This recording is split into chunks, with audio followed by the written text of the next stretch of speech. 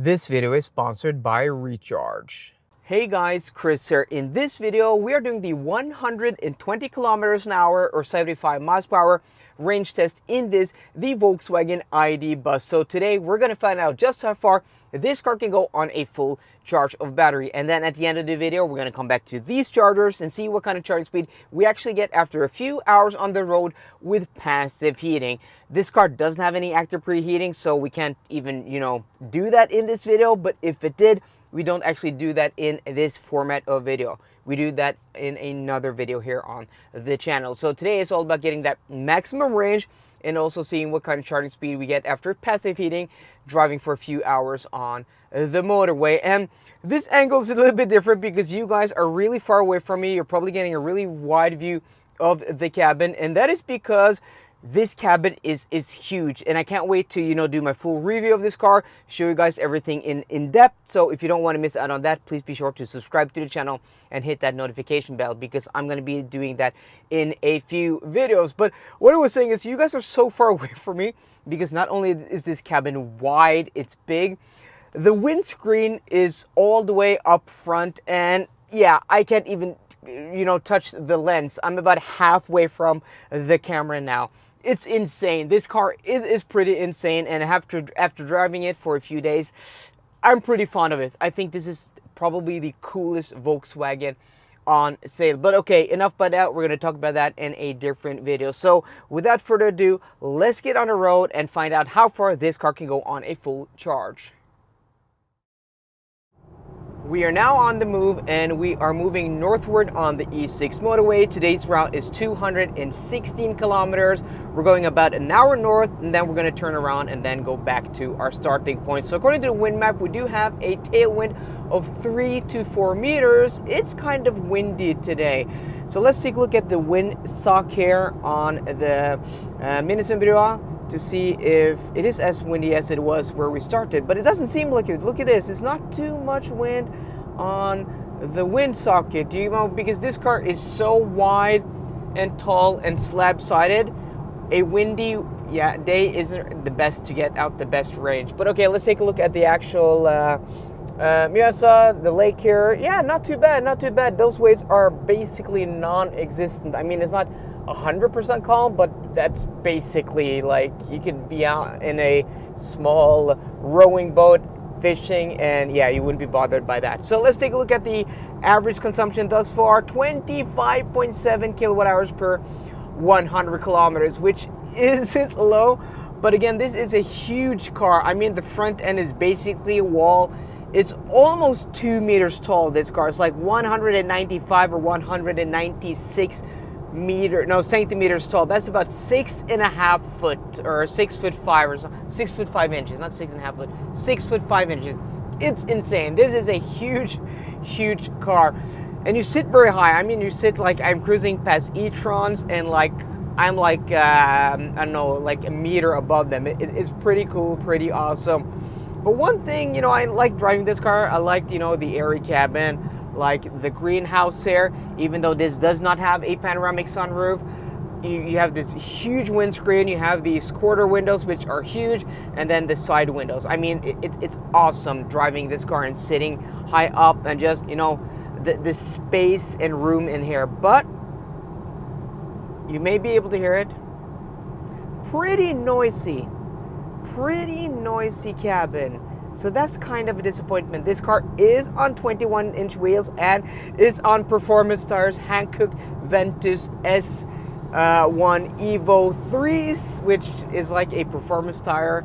Was my go-to performance tire when I sold wheels and tires about 10 years ago.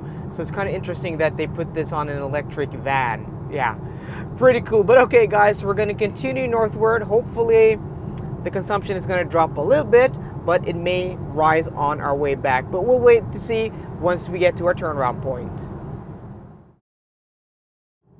Okay, we are now at our turnaround point here in Moelv, and we're doing 77 kilometers an hour now. Yes, this asphalt is a bit rough, but there is a lot of tire noise in this car. And I talked about this earlier on some of my European trips, and guys, I'm going to do more European trips this year. Last year I had surgery.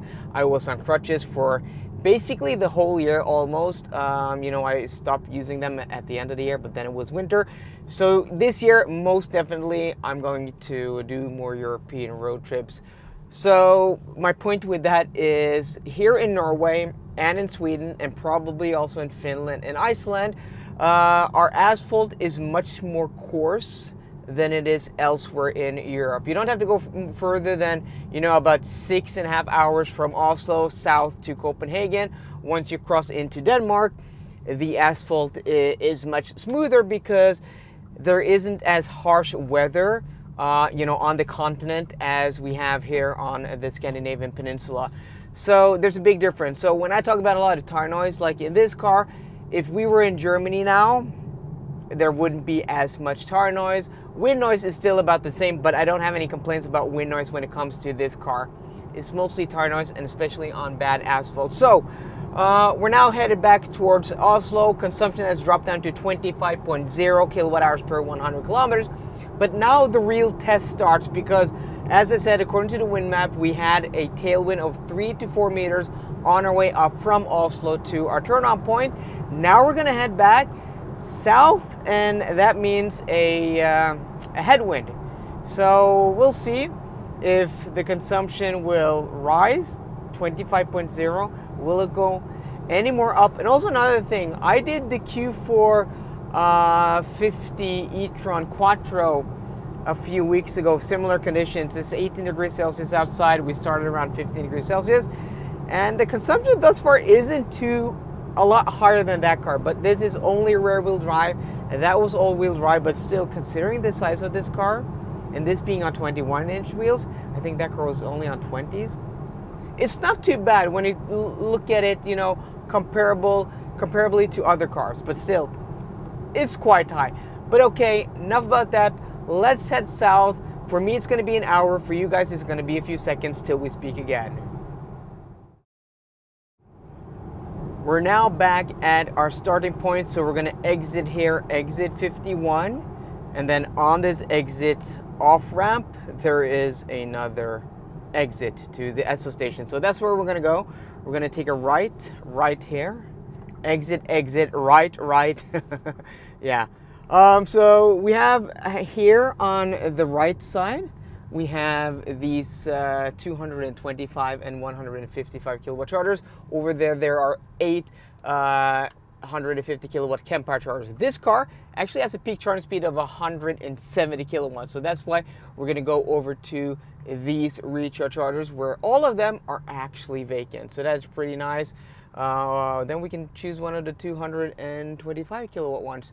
This is a bit of an oddball, guys. This is a Volvo XC60 with XC90 rims. And the reason I know these are XC90 rims is because I actually had an XC90 back in 2016 with these 20-inch wheels, and that's not available on the XC60. So that's pretty interesting. But okay, enough Volvo talk.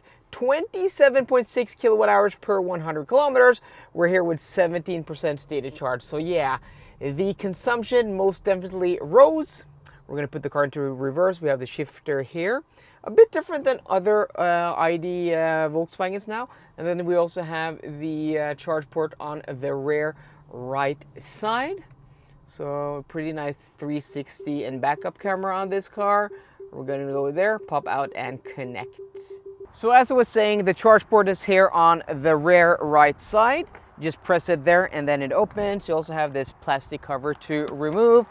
I'm going to use my Recharge chip here because this video is sponsored by Recharge. If you don't know about Recharge, Recharge is the largest independent charge point operator in the Nordics, Norway, Sweden, and Finland, with 4,000 charging points across all of these countries. They've also been updating a lot of charging stations lately. They've been also building a lot of new charging stations. So if you want to find out where your closest Recharge charging station is, go to the link in the description box down below. So again, huge thanks to Recharge for sponsoring today's video. They really make these videos possible. So let's take a look here. Connected at 17%. We're going to flip around the camera and then we're going to see, yeah, we should be getting pretty decent charging speed now. Hopefully a little bit slow to initialize. There we go. Okay, so let's take a look. Immediately up to 340 volts. As the amperage is rising, you'll see the kilowatts also rising. So 170 kilowatt peak charging speed, 17%, not sure. I mean, ambient temperature outside is about 18, 19 degrees Celsius, but look at this, guys. Yeah, look at this. Wow, wow, wow. Oh my, holy crap, 180 kilowatts? 181.1? Up to 500 amps right away. So this being, you know, a CCS connector car, the CCS standard will allow 500 amps for a shorter period of time. Oh, I have to bleep my, or I have to touch my chip again. Let's see. Okay, there we go. So CCS usually is limited to 400 amps and 400 volts, but for a shorter period of time, it will actually allow 500 amps. That's where we're getting 183, almost 184 kilowatts from an MEB platform car. This has the 82 kilowatt net capacity, which is around 77 kilowatt hours gross. Yeah, 184. Wow, that is impressive. 20% state of charge. Yeah, I've never gotten anything close to this. And will it climb? No, okay, now you can see the limit. Now it's going to start dipping down. We're going to see that amperage come down probably a little bit, because it won't be able to, according to the standard, it's not allowed to hold that with the current certification, the last certification from like 2018 or 2019 if I'm not mistaken. But hopefully there will be some kind of new certification, because a lot of new cars lately are being released on, you know, the 400 volt architecture, like the new Volvo EX90, which allegedly has a peak charging speed of 250 kilowatts. But for it to be able to do that, it has to do more than 500 amps. But that's the limitation we have now. So let's see in the future. But that's pretty impressive. 184 kilowatts from this platform. Before we enter this video, let's take a look at the battery pack size, the consumption, and then calculate theoretical range. So this ID.BUZZ has a usable battery capacity of 77 kilowatt hours. We take that number, divided by the consumption, 27.6 kilowatt hours per 100 kilometers, and then subtract about 3% in heat loss. We get a theoretical range under today's conditions of 271 kilometers, which isn't great considering the weather, considering the conditions. It was dry outside, but also it was a little bit windy today, and I'm suspecting that it's a little bit more windy than the 3 to 4 meters per second that the wind map was showing us, because the consumption really, you know, rose from our turnaround point and back here. It was around 25.0, and then it rose by 2.7 kilowatt hours per 100 kilometers, which is a lot after our halfway point. So I think if it was a little bit less windy today, our consumption would have been a little bit less. But either way, this is a big, a large, a tall van. It's not the most aerodynamic thing. It's literally a brick through the air. And considering that, getting close to 300 kilometers of real world range at 120 kilometers an hour isn't too bad, and at least it charges really fast. I mean, the charging speed we got here was pretty impressive. And if we look at a car I tested, you know, a few weeks ago, the Audi Q450 e-tron Quattro, that didn't get a lot better. And I think the conditions were a little bit less windy, but the temperatures were around the same. That was on smaller wheels. Yes, that is four-wheel drive, but it's a much smaller car. This is a huge car. So, you know, everything considered, not too bad, but not great range either. Hopefully this car will come with a bigger battery pack like the one we're going to see in the Volkswagen ID.7. I think that's probably the one to get, but this isn't a cheap car. I think as this sits, this car is like 70,000 euros. So a car with a bigger battery, four-wheel drive, is going to be quite a bit more expensive, but we're going to talk more about that in my review in the coming week. So guys, I hope you enjoyed today's video. If you did, please drop me a thumbs up down below, and for more car content, as always, please subscribe. See you guys later, but goodbye.